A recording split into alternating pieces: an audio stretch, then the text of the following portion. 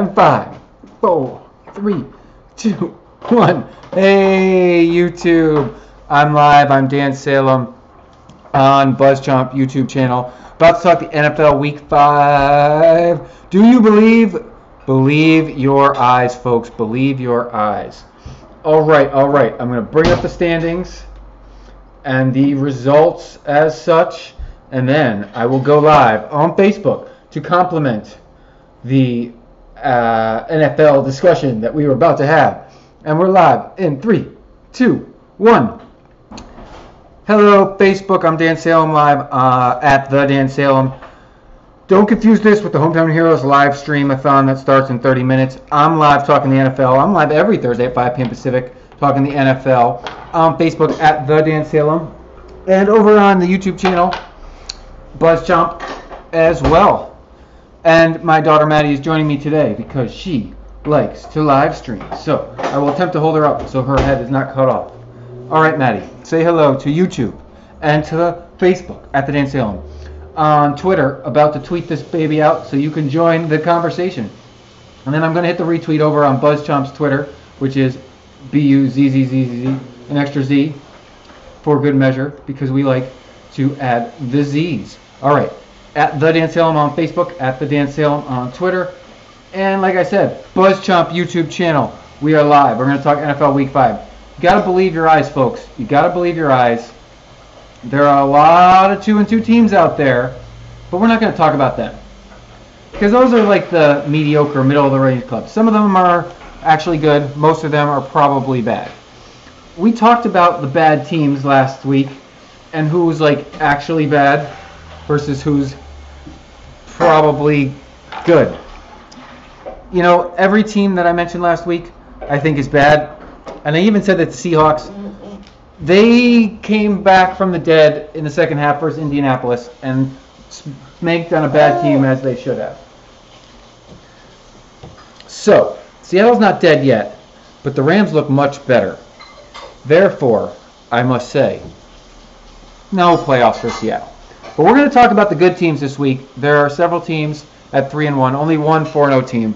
Do you believe your eyes? So what do the results say to you, correct? Can we believe your eyes? I picked the Buffalo Bills as the headliner image here because you got to believe your eyes with the Bills. I've had the opportunity to watch them play as a Jets fan week 1. And I thought, well, I know who the Jets are pretty much going into the season. Despite the media speculation, I knew the Jets had a good defense. And I knew their offense could put something together. They played a close game with Buffalo. Week 1, you know, both teams well prepared.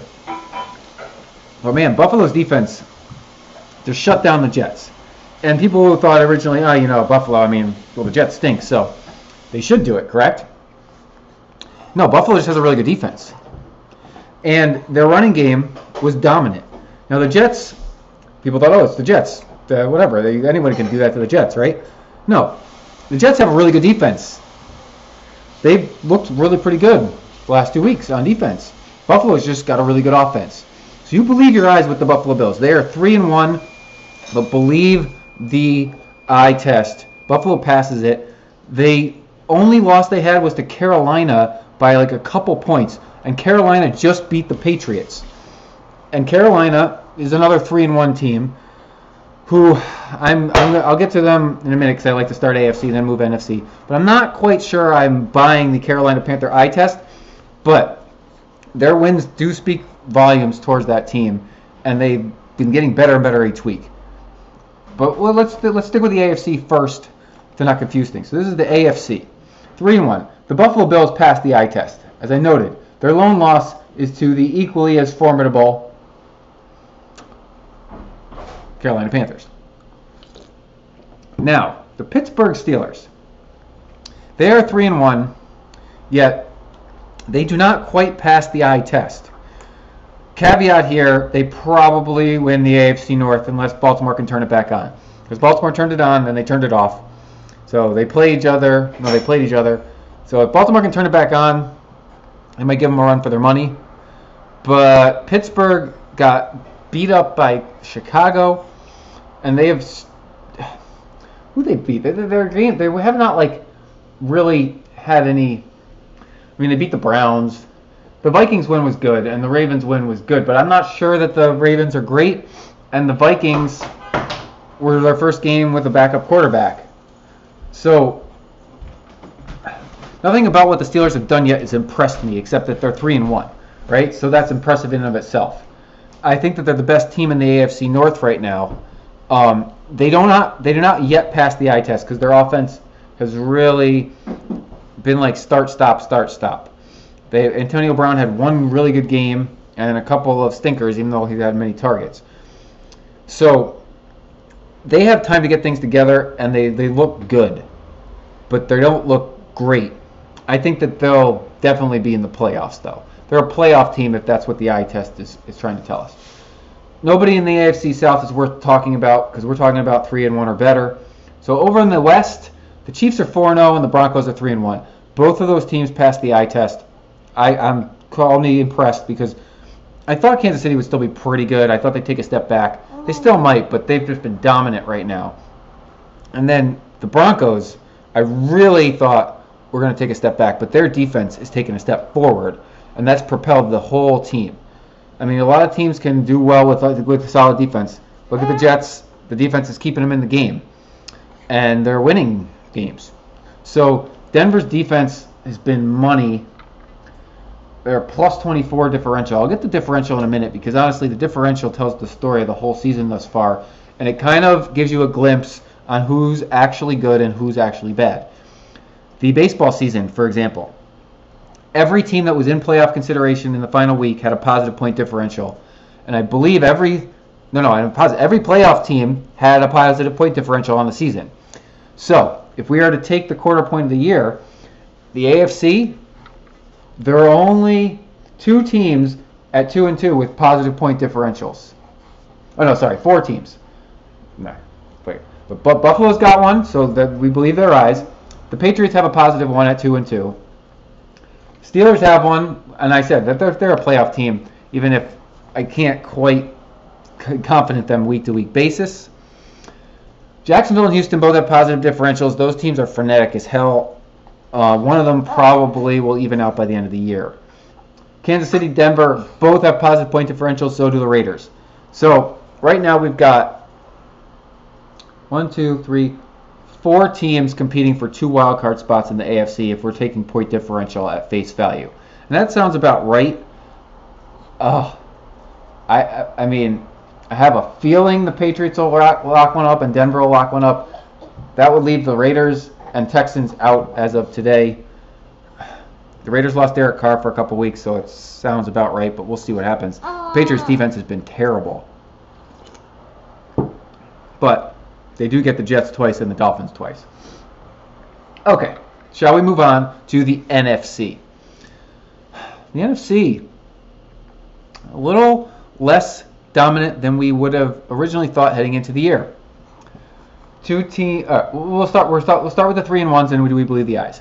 The Eagles, they passed the eye test. They're legit.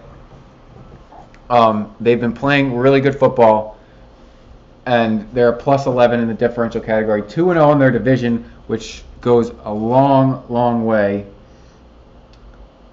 The only loss they have is to the Chiefs, who's the best team in football. So the Eagles are doing something right. I mean, beating the Giants and Chargers, 2-0-4 teams, that's who you have to beat. Then they beat the Redskins, which is their division team, who's also very good. So the Eagles they're clicking. A lot of people this week have been talking about Philly. Now, the quarter point of the season, last year the Vikings were 4-0, and they finished 8-8 out of the playoffs. So we know that the first quarter of the season, the results don't always translate to the full season. But I like what Philadelphia's putting together, and I think that they are very strong. And I think that they will remain as such. You can believe the Philadelphia Eagles, the eye test. The Packers, I believe the eye test. I'm sorry, not sorry. The Lions, I question them. Everyone's saying they're better than last year, and yeah, the defense is better, but the offense is not quite as good. I just feel like they've been a little lucky to have won all 3 games.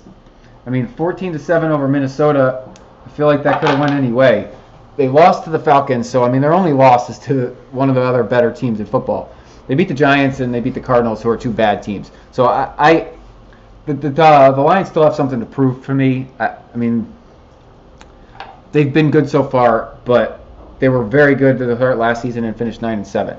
So we shall see. And then in the NFC South, the Falcons passed the eye test. They lost to Buffalo, who is also very good. Carolina Panthers and Tampa Bay Buccaneers, 3-1, 2-1, respectively. You know, they still have to prove it a little bit more to me. They both have really good wins, and then they have some ho-hum performances. Now, Carolina won 9-3 at Buffalo, so that's a win. But they lost to the Saints, big. So I don't know. I don't trust Carolina's offense yet. Tampa Bay at 2-1. I mean, they beat the Bears and the Giants, who both stink, and they lost to the Vikings, who are pretty good, but it wasn't particularly close. So I don't know yet if we like Tampa Bay. I think that they're going to have a solid year, but I don't know if they're a playoff solid year. Which brings us to the... Oh, you dropped your toy, Maddie. The Rams. The Rams offense passes the eye test. I don't know if the defense can hold up over the course of the season, but I like the LA Rams. So now, let's talk a little point differential. This is a stat, I know. But in the NFC East, Eagles and Redskins have positive. The Cowboys are only at -3, but the Cowboys' defense has been suspect. The Lions, Packers, and Vikings all are in the positive. The Panthers, Falcons, Buccaneers, Saints are all in the positive. And the Rams and Seahawks are all both in the positive. There are a lot of teams in the NFC in the positive differential, meaning overall they're playing pretty well. Oh, man. Yankees down 3-0 already. What happened? It's only the top of the first. Severino in his first playoff start. Not a good way to start the game, playoff career. I know, Maddie. All right, you want to go down on the ground? Sorry, pause.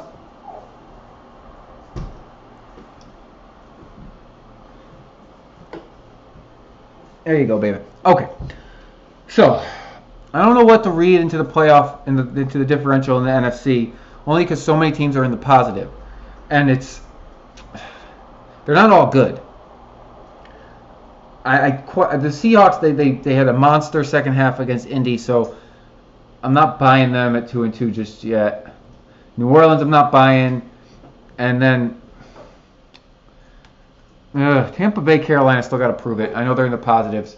Minnesota, they've just had too many injuries. I don't think they can withstand them at +3 right now. And then I like what the Redskins are doing, even though they're 2-2. They have been playing really good football.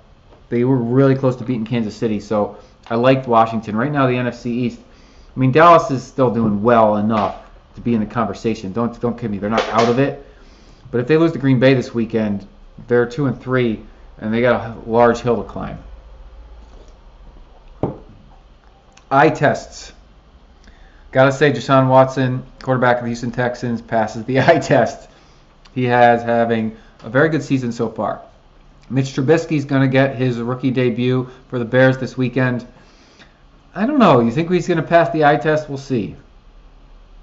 Quarterback play has defined this year. The Vikings, Sam Bradford had a great game, got hurt. Then the backup had an okay game, had a great game, had a good game. Now the running back got hurt. It's just tough. The Dolphins are a train wreck because they lost their quarterback, but that's not the only reason, but it does not help. Other key injuries around the league. The Eagles managed to recover from the loss of their running back. The Giants haven't recovered yet, even though Odell Beckham's back from his injury. Burn. What other teams? Oh, there's lots of injuries to go around. The Falcons lost Sanu and James Jones last week in their loss to Buffalo, which definitely factored into the defeat.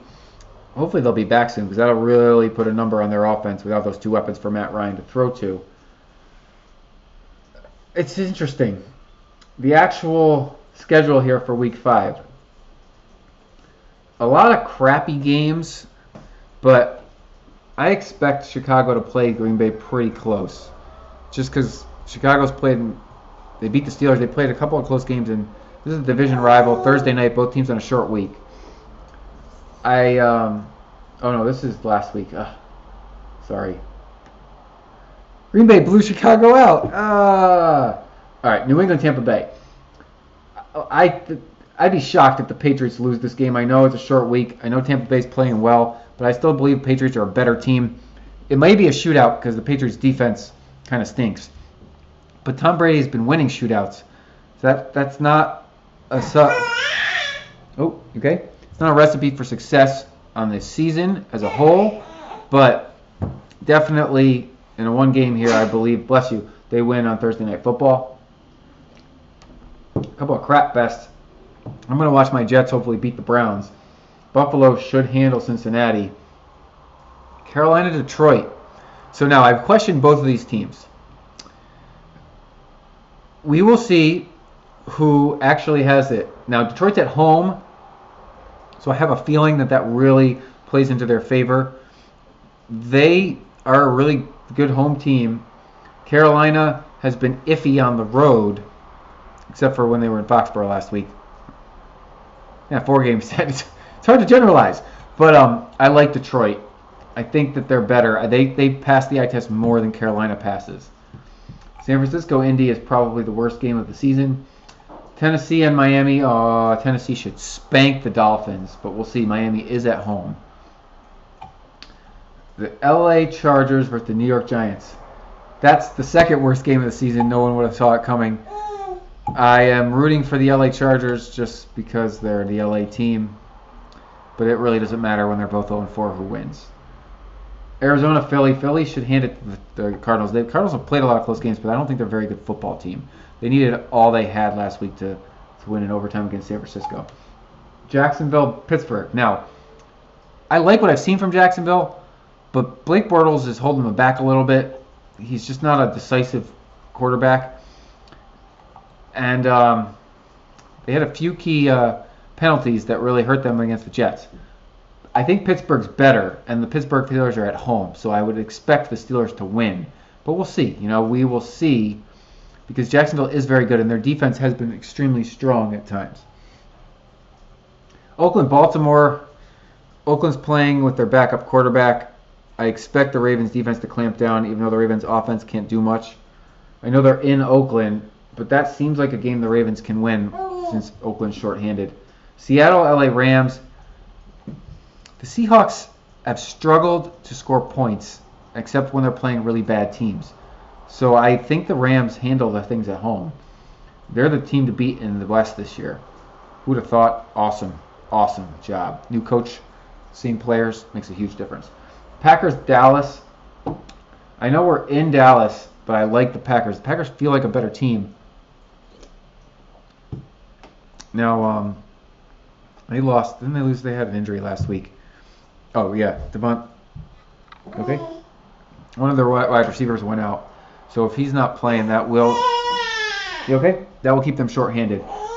I like Green Bay, but that's a close game. Yes? Okay. All right. Kansas City, Houston. That might be the fantasy football game of the week. We will be writing on Spin Zone tomorrow. I kind of like Dallas Green Bay better just from watchability, but all the studs are in Kansas City, Houston game. I'd be surprised if the Chiefs don't win, even though Houston's playing everyone close. Chiefs are better. And then Minnesota, Chicago. The Vikings definitely are the team to beat. They'll win that game. 4 teams on a bye this week. We start our byes. So 4 pretty fun teams to watch not playing football. That's okay. Can't get everyone to play every single week. Okay, well, I'm going to wrap this up because I have to go live again in 3 minutes for our Hometown Heroes live stream-a-thon. This was me, Dan Salem, talking the NFL. I'm live every Tuesday, 5 p.m. Pacific, on Facebook at the Dan Salem, and on YouTube, BuzzChomp YouTube channel. I'm going to wrap this up, tie a nice bow on it, and we'll see after a 5th week of games if we can truly believe these teams, who emerges as the front runners in each league. We will talk the leaders in the clubhouse. Okay, I'm signing off. Peace, Facebook. And we're out.